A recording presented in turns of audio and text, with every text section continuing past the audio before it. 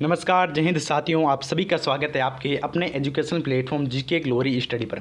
साथियों, आज हम एसएससी एमटीएस के लिए जीके जीएस की बहुत ही शानदार, बहुत ही धमाकेदार क्लास लेकर आ चुके हैं। तो सभी के सभी विद्यार्थी ज़्यादा से ज़्यादा संख्या में क्लास को कर दीजिए लाइक और शेयर। चैनल पर अभी तक नए हैं तो चैनल को जल्दी से जल्दी सब्सक्राइब कर लीजिए, ताकि जैसे ही नई क्लास आए आपकी रोज़ाना रात को 9 बजे तो आपको उसका नोटिफिकेशन मिल जाए। तो चलिए कुछ 2 लाइनों के साथ आज की क्लास की शुरुआत करेंगे। कुछ लाइनें कुछ इस प्रकार है कि चल रहा हूँ मंजिल के सफ़र में, पर मंजिल को पाना अभी बाकी है। चल रहा हूँ मंजिल के सफ़र में, पर मंजिल को पाना अभी बाकी है। चर्चे कर लेने दो लोगों को मेरी हार के, चर्चे कर लेने दो लोगों को मेरी हार के। खुद के दम पर कामयाबी का शोर मचाना अभी बाकी है। खुद के दम पर कामयाबी का शोर मचाना अभी बाकी है। तो चलिए भाई, इस बार एमटीएस आपको क्लियर करनी है अपने माता पिता के लिए और उन लोगों के लिए जो ताने मारते हैं कि ये कुछ नहीं कर पाएगा। तो इस बार एमटीएस को क्रैक करके उनको बता देना है कि हाँ, मैं भी कुछ कर सकता हूँ और अभी एमटीएस पर ही रुकना नहीं है, अभी तो और आगे जाना है। तो चलिए भाई, इसी जोश और इसी जुनून को बरकरार रखते हुए आज की क्लास की करते हैं शुरुआत। आज की क्लास का करते हैं शुभारंभ पहले प्रश्न के साथ, जो कि आपकी मोबाइल स्क्रीन पर दिख रहा होगा कि हिंदुस्तान रिपब्लिकन एसोसिएशन के एक महत्वपूर्ण सदस्य है जिन्होंने अपने साथियों के साथ काकोरी में ट्रेन डकैती को अंजाम दिया। कौन है भाई हिंदुस्तान रिपब्लिकन एसोसिएशन के एक महत्वपूर्ण सदस्य जिन्होंने अपने साथियों के साथ काकोरी में ट्रेन डकैती को अंजाम दिया था? खुदीराम बोस, अशफाक उल्ला खान, जतिन बनर्जी या सोहन सिंह भकना? बताओ भाई, जल्दी से जल्दी कमेंट करो। तो ये थे अशफाक उल्ला खान। अशफाक उल्ला खान इन्होंने, ठीक है। अब एक बात बताओ, काकोरी ट्रेन डकैती कब हुई थी भाई? काकोरी षड्यंत्र ये सर जी ये हुआ था 9 अगस्त 1925 को। 9 अगस्त 1925 को, जिसमें कौन कौन शामिल थे? बिस्मिल्लाह खान थे, राजेंद्र लाहिड़ी थे, अशफाक उल्ला खान थे और ठाकुर रोशन सिंह थे। और इन्होंने लखनऊ के पास की एक सरकारी धन ले जाने वाली ट्रेन को लूट लिया और इसी के चलते उन्हें 1927 में इन लोगों को इस षड्यंत्र में शामिल लोगों को फांसी दे दी गई 1927 में। ठीक है, चलिए भाई अगला प्रश्न, जो कि आपकी मोबाइल स्क्रीन पर कुछ इस प्रकार है कि हड़प्पा शहर धोलावीरा को यूनेस्को की विश्व विरासत सूची में भारतीय स्थल के तौर पर शामिल किया गया था। कितने भी भारतीय स्थल के तौर पर शामिल किया गया था?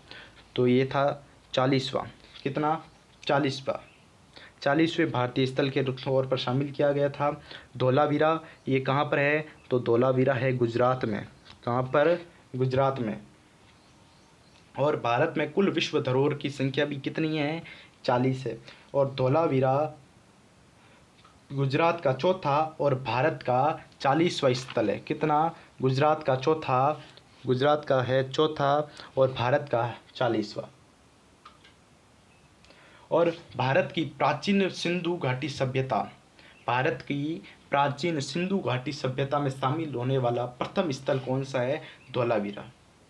और सिंधु घाटी सभ्यता का सबसे पुराना स्थल वो कौन सा है भाई? सिंधु घाटी सभ्यता का सबसे पुराना स्थल बताओ मुझे, कौन बताएगा? जल्दी से जल्दी कमेंट करो।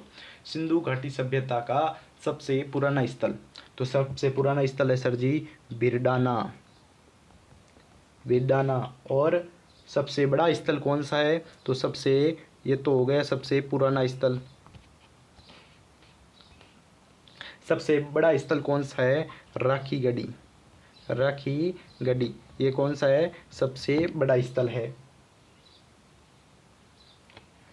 एक बात और बताऊं आपको, अच्छी सी बात बता दूं। धोलावीरा, जिसको स्थानीय रूप में कोटड़ा टिब्बा के नाम से जानते हैं। किस नाम से? कोटड़ा टिब्बा के नाम से जाना जाता है। ठीक है, चलिए अगला प्रश्न, जो कि आपको दिख रहा होगा कि मार्च 1931 में हस्ताक्षरित गांधी इरविन समझौते में निम्न में से क्या कहा गया था? गांधी इरविन समझौता मार्च 1931 में, इसमें क्या कहा गया था भाई? इसमें कहा गया था कि सवर्णीय अवज्ञा आंदोलन को बंद कर दिया जाए। गांधी इरविन समझौते जिस पर हस्ताक्षर हुए थे 5 मार्च 1931 को, किसके बीच हुए थे भाई? ये बताओ। तो सर इसका आंसर तो प्रश्न में ही है, एक गांधी जी की मध्य और एक लॉर्ड इरविन के मध्य। बिल्कुल। चलिए भाई, अगला प्रश्न, अकबर के काल में कृषि भूमि को कितने प्रकारों में विभाजित किया गया था? अकबर के काल में कृषि भूमि को कितने प्रकारों में विभाजित किया गया था? बताओ भाई, कितने प्रकार में? 2, 4, 6, 8, कितने थे? बताओ बताओ, जल्दी से जल्दी कमेंट करो भाई।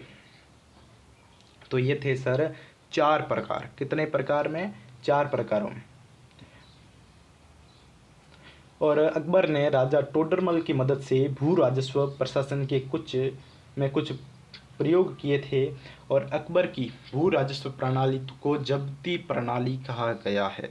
अकबर की भू राजस्व प्रणाली को क्या कहा जाता है? जब्ती प्रणाली। जब्ती प्रणाली कहा गया है।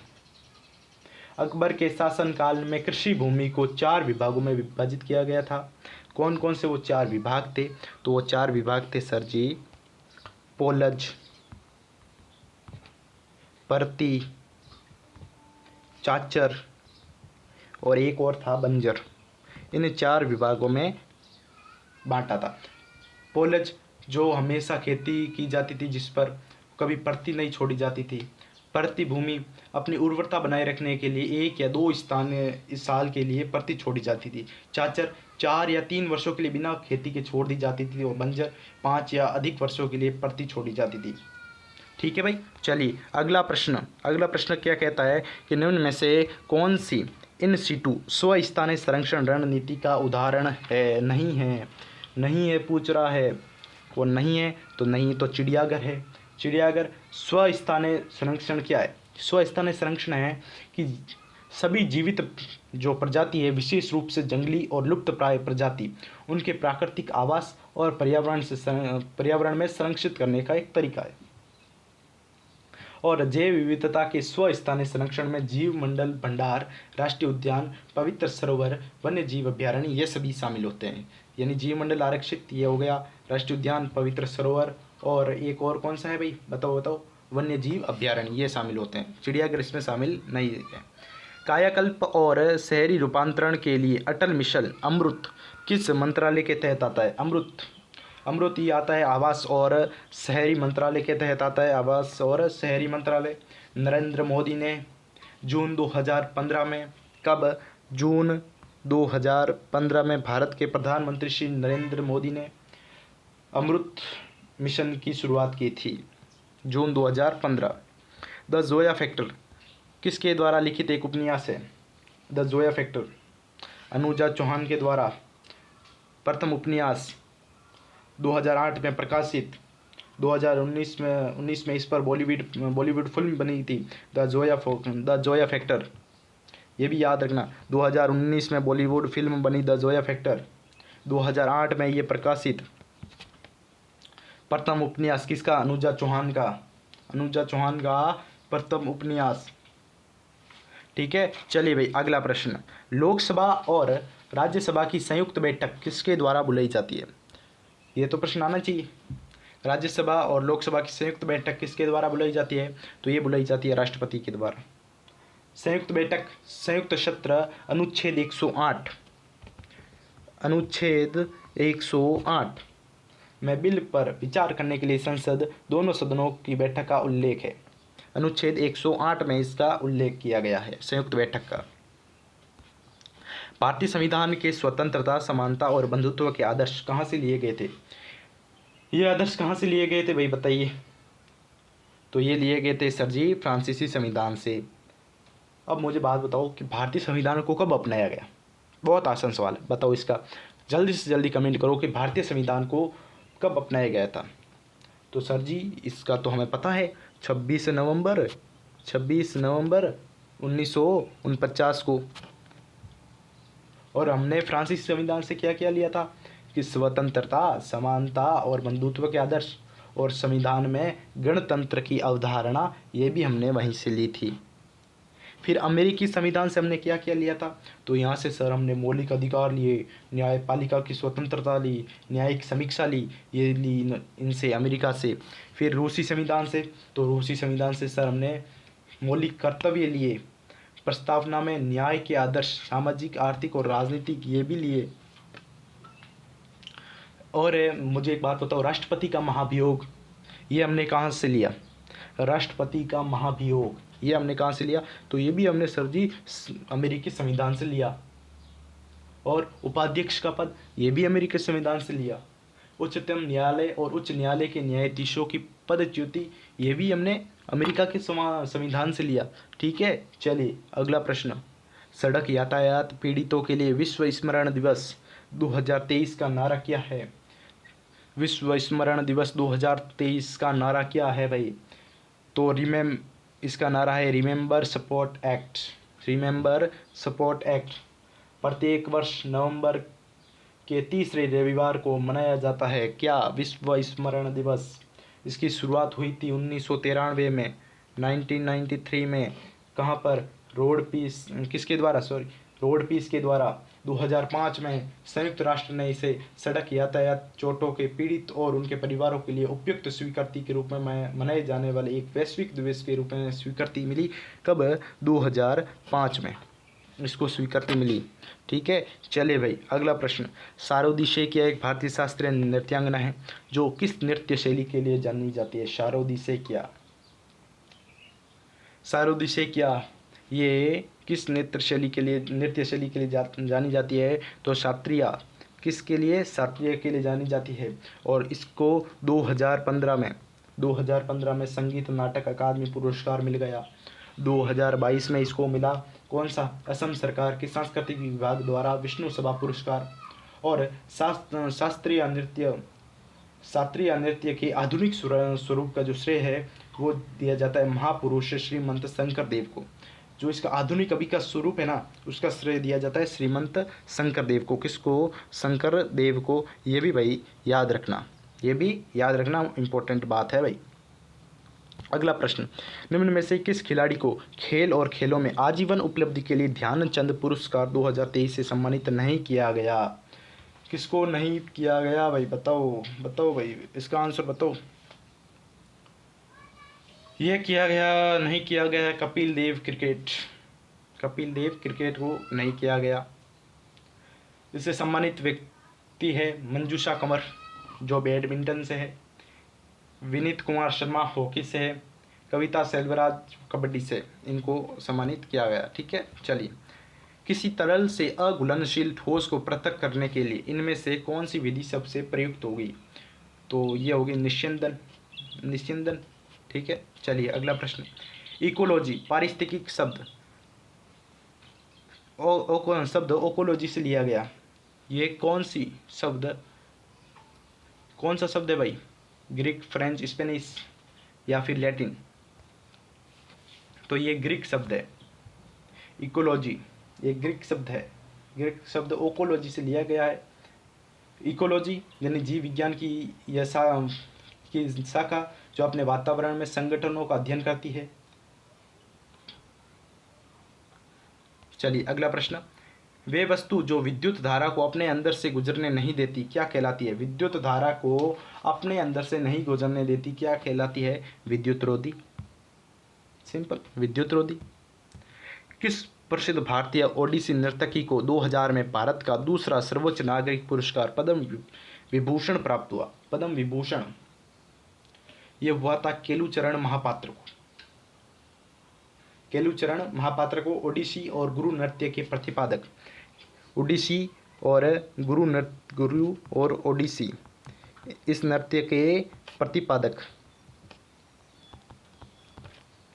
20वीं शताब्दी में इस शास्त्रीय नृत्य शैली के पुनर्द्वार और लोकप्रिय बनाने का श्रेय दिया जाता है। ओडिशा से पद्म विभूषण पाने वाले प्रथम व्यक्ति कौन? केलुचरण महापात्र। क्या बात है सर, क्या बात है। अच्छा प्रश्न बन गए, यहाँ से इंपॉर्टेंट है, याद रखना। ओडिशा से प्रथम विभूषण प्राप्त करने वाले प्रथम व्यक्ति कौन थे? तो सर केलुचरण महापात्र हमने पढ़ा था। ठीक है, चलिए भाई अगला प्रश्न। उस उच्च न्यायालय का नाम बताइए जिसका क्षेत्राधिकार अंडमान और निकोबार द्वीप समूह के केंद्र शासित प्रदेश पर है। तो ये है कलकत्ता उच्च न्यायालय। कलकत्ता उच्च न्यायालय। भारत का सबसे पुराना उच्च न्यायालय कौन सा है? भारत का सबसे पुराना उच्च न्यायालय कौन सा? कलकत्ता उच्च न्यायालय। जिसकी स्थापना कब हुई? जिसकी स्थापना हुई थी जुलाई 1862 को। जुलाई 1862 को। जुलाई 1862 को इसकी स्थापना हुई थी। चलिए भाई, अगला प्रश्न।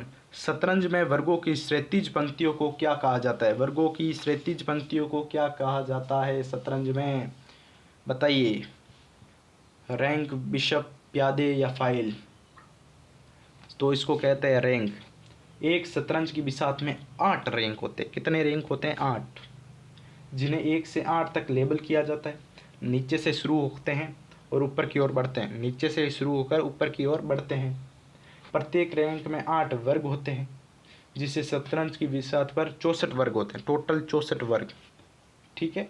चलिए भाई, निम्न में से कौन सा तंतुस्वरी प्रकार वाद्य यंत्र है? तंतुस्वरी प्रकार वाद्य यंत्र कौन सा है? घाटम, दाहरा, एकतारा, एकलम। एकतारा, जिसको हम कहते हैं एकतार, एकतारा, एकतारो, गोपीचंद, गोपीचंद, गोलकी, गोपीजी यंत्र और तुन इना, इन सभी नामों से इसको जानते हैं। और विश्व का सबसे पुराना वाद्य यंत्र है ड्रम।